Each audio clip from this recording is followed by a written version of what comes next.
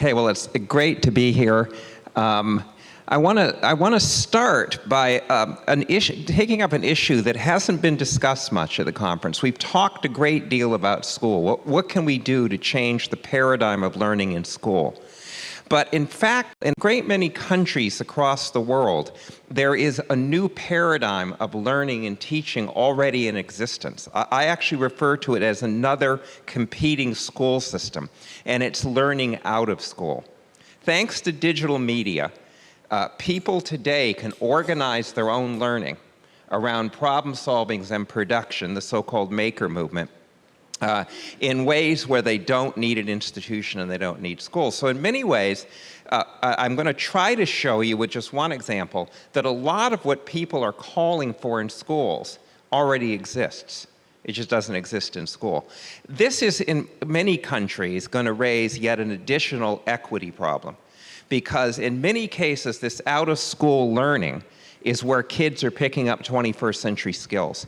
And if our schools remain the way they are, you're not going to get the 21st century skills in schools. So kids without access to both schooling and the new out-of-school system are going to be at a huge disadvantage.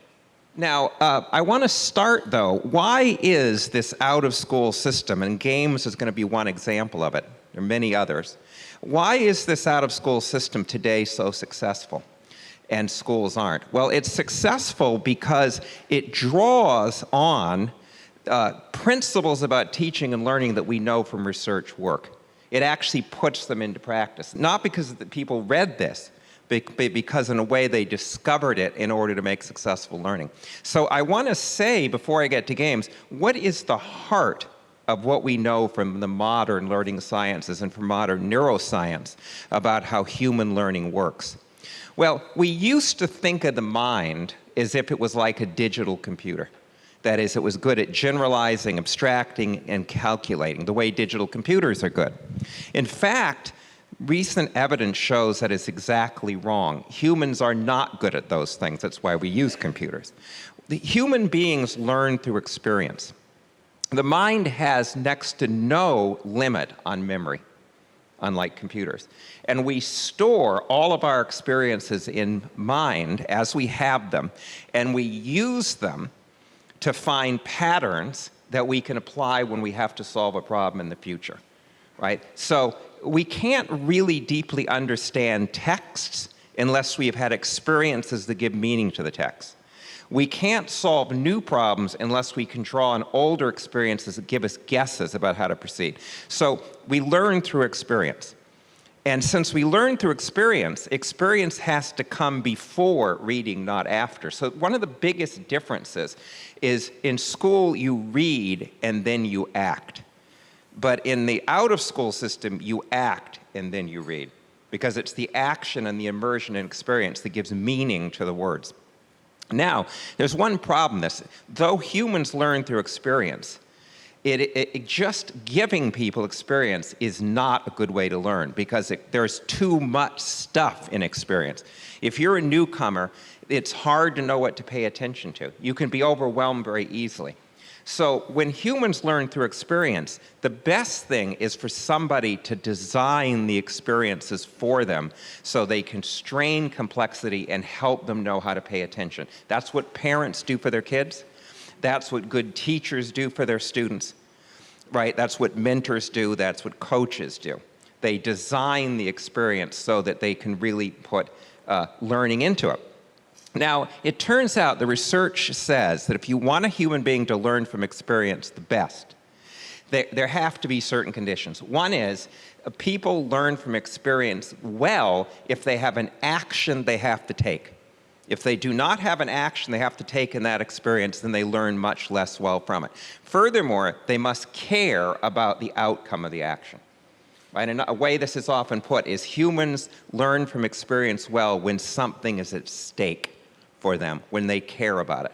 And they learn quite poorly in experiences where nothing is at stake for them and there's no action for them to take. Now think about how much schooling is where children are having experiences where they don't care that much about it and they don't have an action whose outcome they really care about.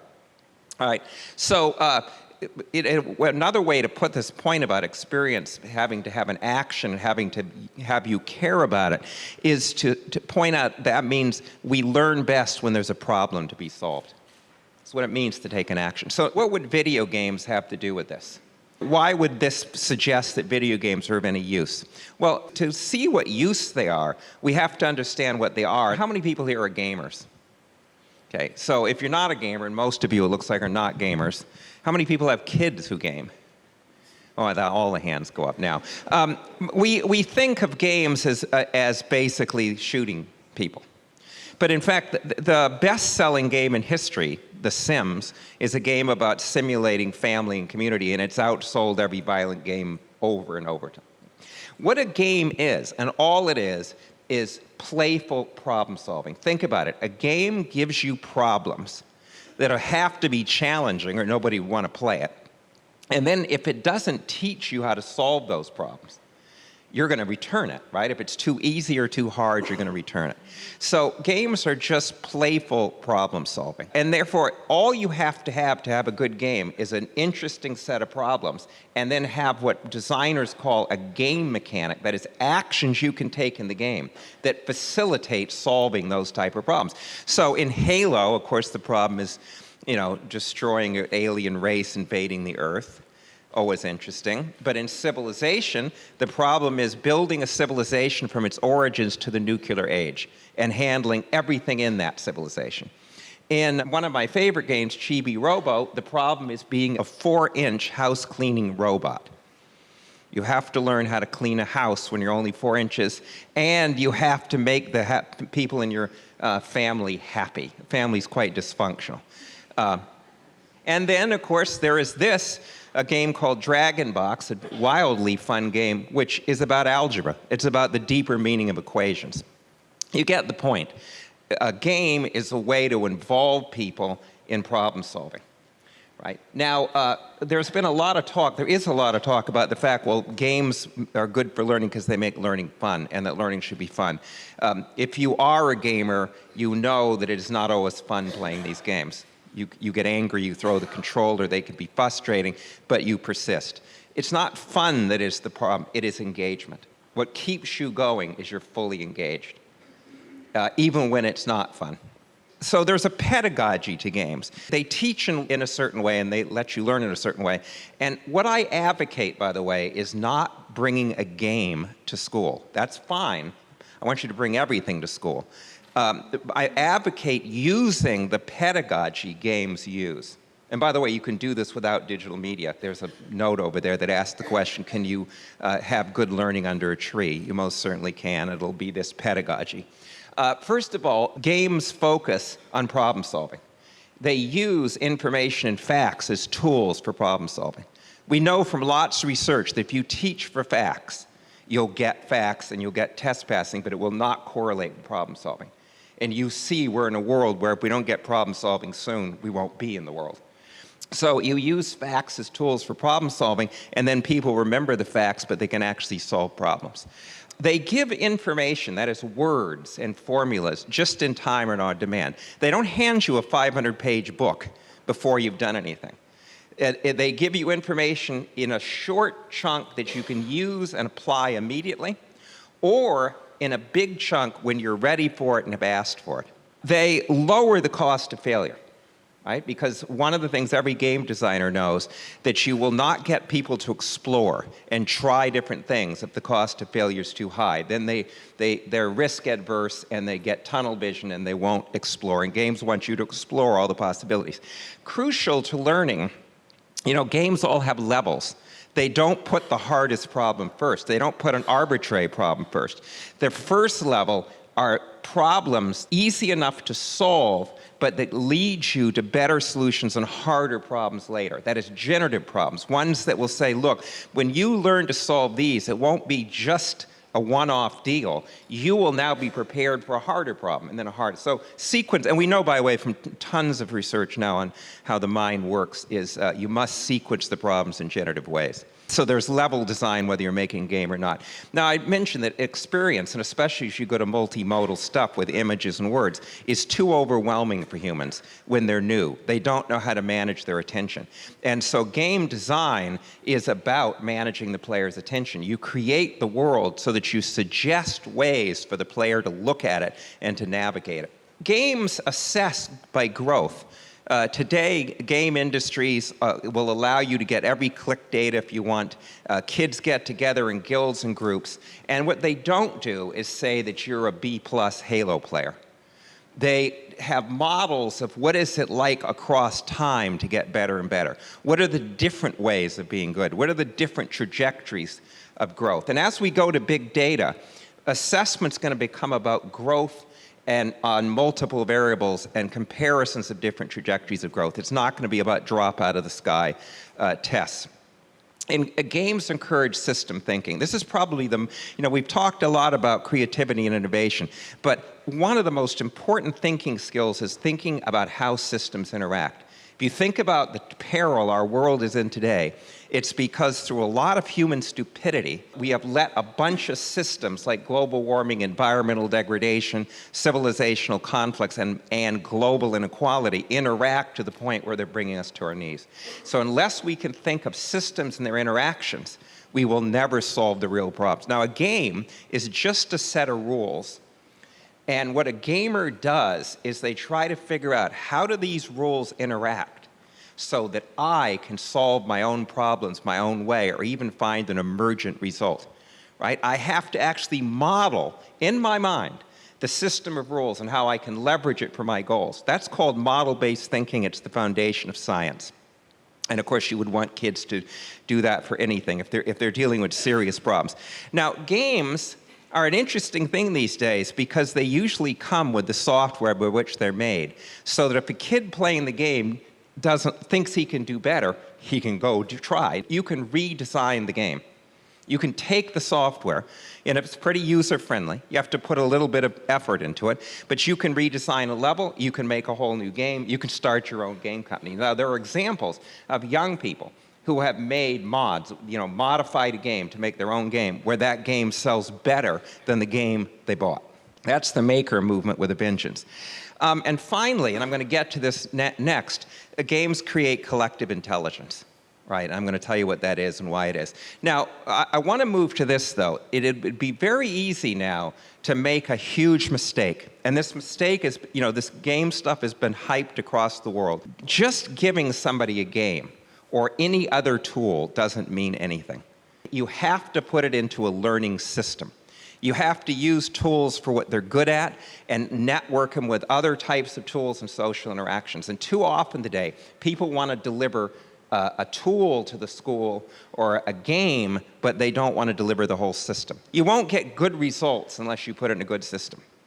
So I want to talk about what is the system behind game-based learning. So here is a game called Portal. It's an entertainment game. It's sold very well. And in Portal, you can make with a portal gun a yellow portal and a blue portal, and you have to navigate through the world by going in one, coming out the other. And to do that, you've got to figure out the physics of the world. It has a certain physics, much like the real world, but you've got to figure out how its physics operates. And so as you play, you certainly get a kind of embodied feeling for physics, right? For example, the portals obey the law of conservation of momentum, and you figure out, what does that really feel like? What does that really look like? But see, people will say, well, that's great for learning, through experience what that law means, but you aren't learning to articulate it. You aren't learning language. Well, that's because they miss half the action with games. Once people get passionate for a game like Portal, they go on the internet in interest-driven spaces so they can interact with other people to modify the game, discuss the game, explicate the physics in the game. They do stuff like this. They begin to explicate in words what the physics is, or even modify the game to create a new physics. They give links to real physics. So what you're really looking at, even in the entertainment games, is not a game as just a piece of software. You're looking at it as a piece of software together with a set of social interactions. where people, not age-graded, people of all ages come together, all levels of ability, to discuss that game, make stuff, and learn the science behind that game, or to learn whatever is behind that game.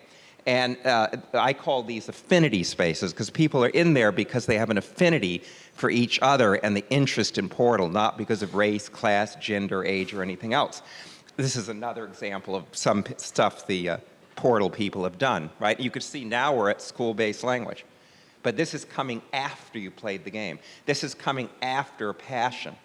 And this is coming at the point now where you are so embodied in the world of that physics, you can lay that language right on it, right? You can see with your eye what it looks like.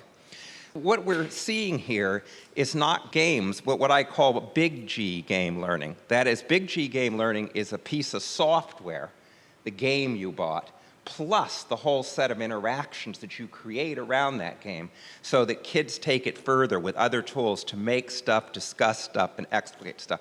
That is a system. And that's where the learning happens. Even in the entertainment industry today, game makers realize that if you have not motivated that interaction in the affinity space, that social interaction, you lose half the value of the game. My point then is, we learn through experience. That experience must be managed and well designed so that we learn best. But it must also be tied to a set of social experiences and other tools and connections that allow the learner eventually to take it on their own in a self-organizing way to a passion and to mastery. This is a picture of one of the best-selling games in history, World of Warcraft. And what you see in this is you see a lot of little diagrams and stuff on it, and you can barely see the game, right? The game is people running around, you can see their characters a little. But by the time people really get into this game, in those affinity spaces, they build tools, graphs, descriptions that help them think, and they're playing it together in a guild, and they're building tools to manage that experience for each other. They're showing by a damage meter, or various meters, how is each team member performing, what are we doing? They are now at the stage where they have married experience, which you see in the background, to a whole theory of that experience built by tools they made. And they are now experts, and now they're teaching each other. So I hear in this conference, this is the type of learning that I think we're calling for. It's where 21st century skills come from. And at its best, it already exists. And we're going to have to worry about how do we bring it to school if school is not going to change. But also, how do we ensure that poor kids don't end up just in school unchanged and never get into the 21st century learning system? Okay, thank you.